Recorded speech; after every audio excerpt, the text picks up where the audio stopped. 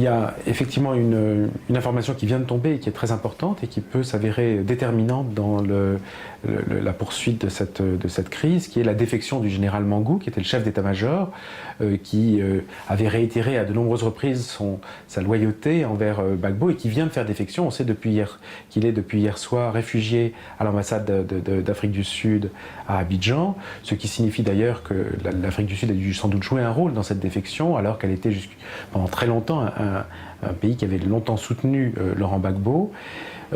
Cette défection est importante dans la mesure où elle confirme ce qu'on savait déjà, à savoir qu'une partie de l'armée, une grande partie de l'armée, est en train de faire défection.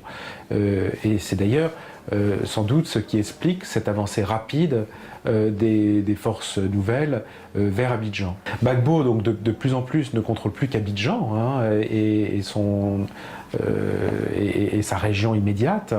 Abidjan, donc c'est vrai que c'est une ville, c'est 5 millions d'habitants, c'est une grande ville, mais il ne contrôle même pas tout Abidjan, puisque certains quartiers comme Abobo lui échappent.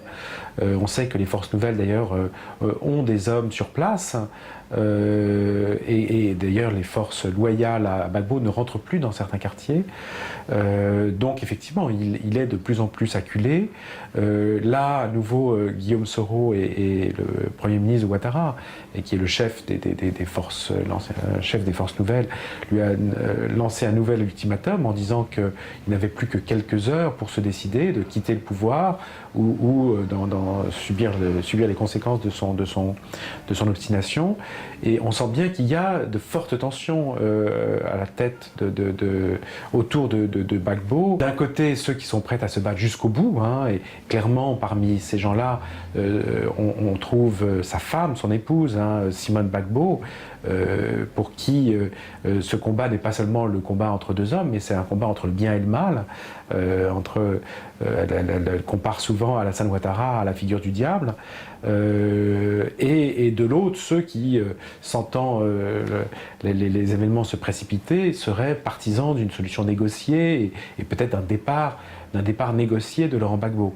Laurent Gbagbo lui-même, on ne sait pas trop où il se situe. Moi, ce qu'on me disait, mais c'est que ce n'est pas quelqu'un qui est suicidaire, contrairement à ce qu'on a pu entendre ici et là ces derniers temps. C'est pas forcément quelqu'un qui a envie de mourir les armes à la main. Et on peut imaginer qu'il ne serait pas totalement insensible à l'idée d'une solution négociée aujourd'hui.